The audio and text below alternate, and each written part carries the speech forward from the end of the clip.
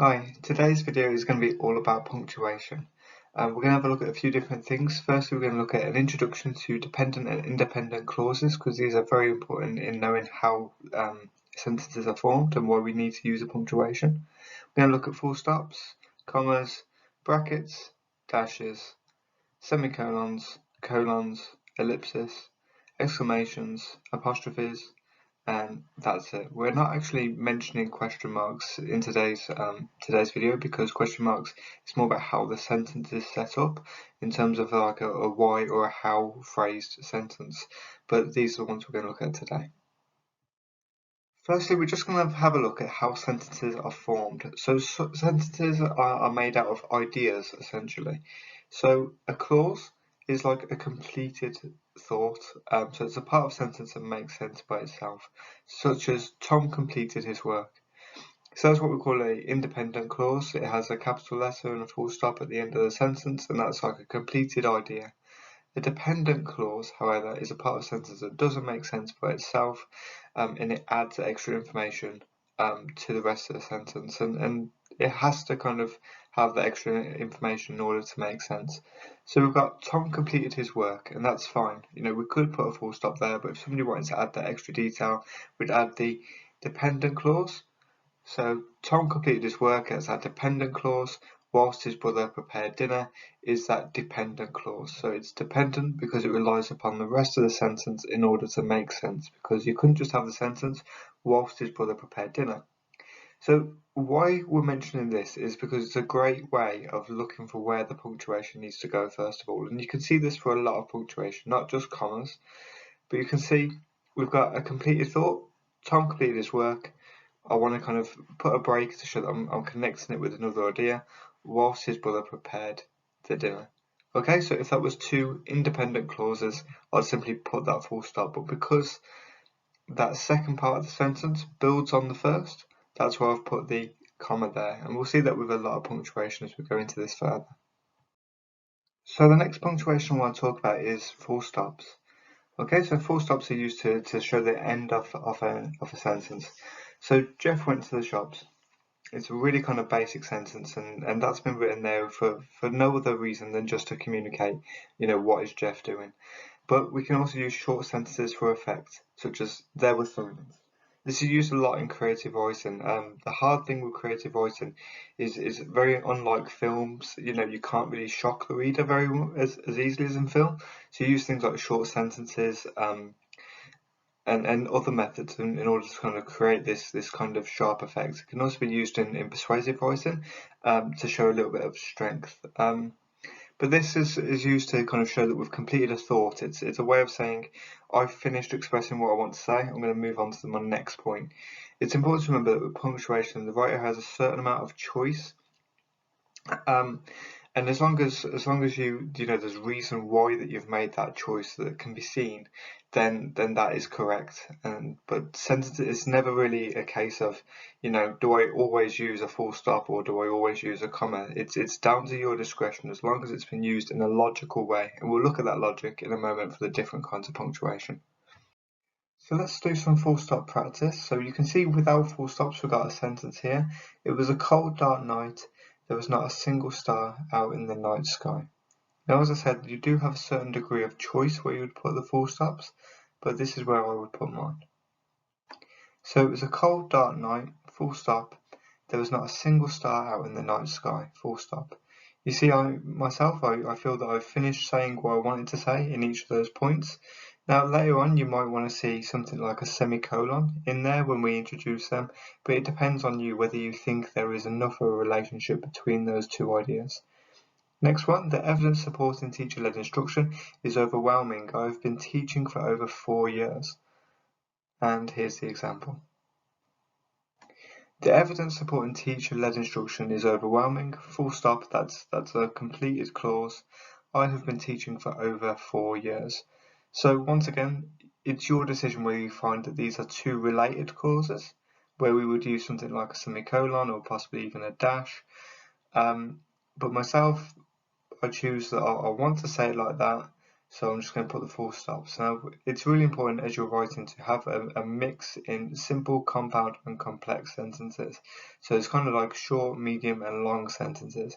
But for now, I just chose them, and we'll try and show a variety in our writing a little bit later on if this was an essay or something like that.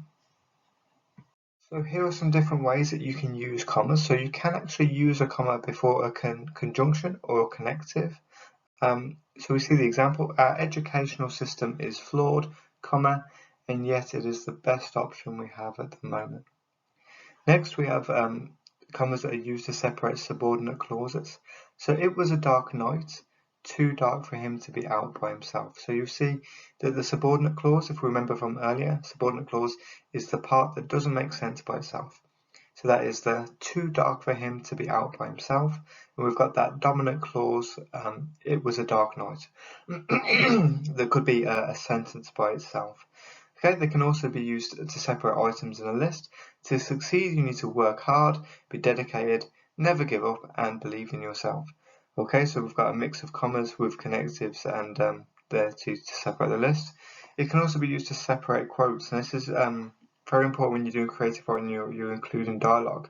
So it was never about the money. I'm going to use my closed quote marks, my closed speech marks to show the person has finished speaking, but I'm going to put a comma to have a little bit of just normal written text. So it was never about the money, Jack said, pulling out his gun, and that's how I would show we've changed from speech to that regular narrative style. A really important thing to try and avoid is something called comma splicing, and this is when you put a comma in an incorrect place, but specifically it's when two independent clauses are together and then someone has put a comma instead of a full stop. Okay, so once again, think about it, is if it's a completed idea, if it's a completed sentence, we put a full stop. We do not put a comma unless we just want to add in detail. We don't join a completely different sentence as unrelated. So you see, it was a nice day. That's one sentence because it's just talking about that one day. So that is a completed sentence. We would normally put a full stop, but as you can see, I put a comma because I'm comma splicing, which is really bad. And I went for a walk. That's a big negative mark. If you were to do this in an exam, exams nowadays tend to be marked positively. So you get marks on the punctuation that you are aware of, rather than for making a small error like this. But as you progress further in your education, you will be penalised for things like this. So the correct example: it was a nice day. Full stop. I went for a walk. Unless you would make the argument that they are related. If you are talking about, this is why I went for a nice walk.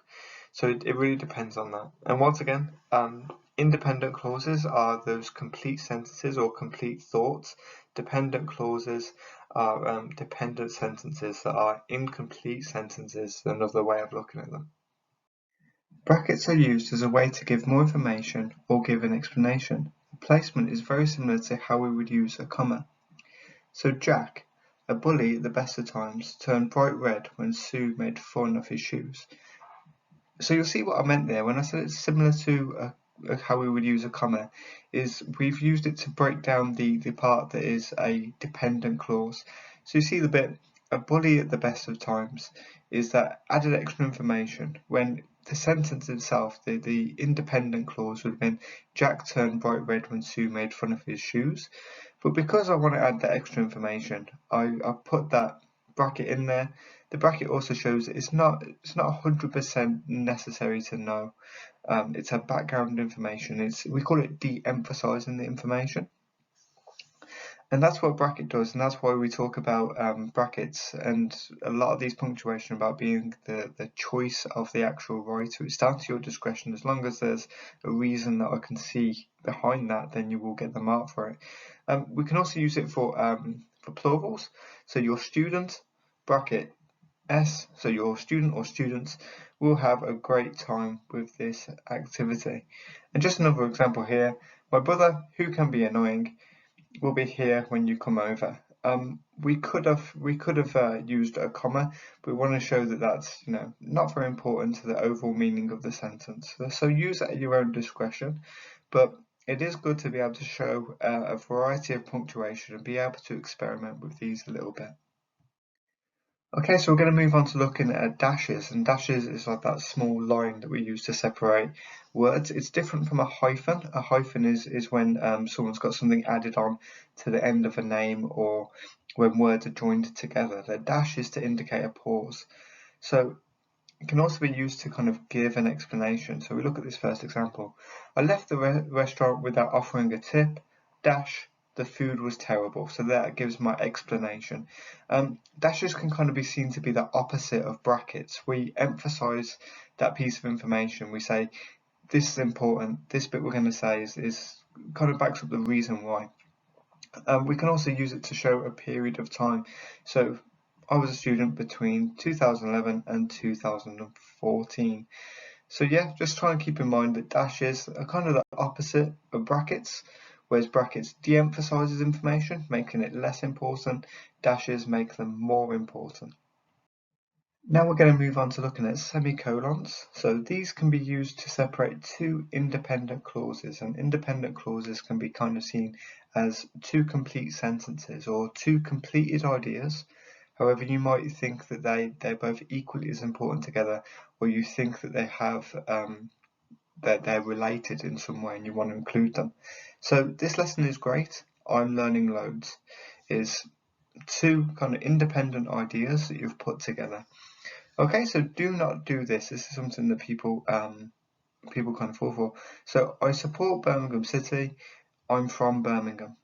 Okay, so you see how these kind of aren't quite linked. Instead, try and do this. So I support Birmingham City. I'm from Birmingham. So semicolons and colons, they're both kind of seen to be quite sophisticated punctuation. You don't need to use them all the time, but some examples of using them would be really quite good. But just try and think when it's are the sentences related? Is it two independent clauses, but you need two independent thoughts to kind of say what you want to say, and that's how you kind of bring those ideas together. Colons are a little bit easier to use. You can use them to introduce a list. So you could say at the shop I bought ... and then list the items separated by commas. Or you can just use it to give examples, like a specific example, or explanation. So to be used in a list, as we said before, at school I study using the two dots, math, science, English and geography.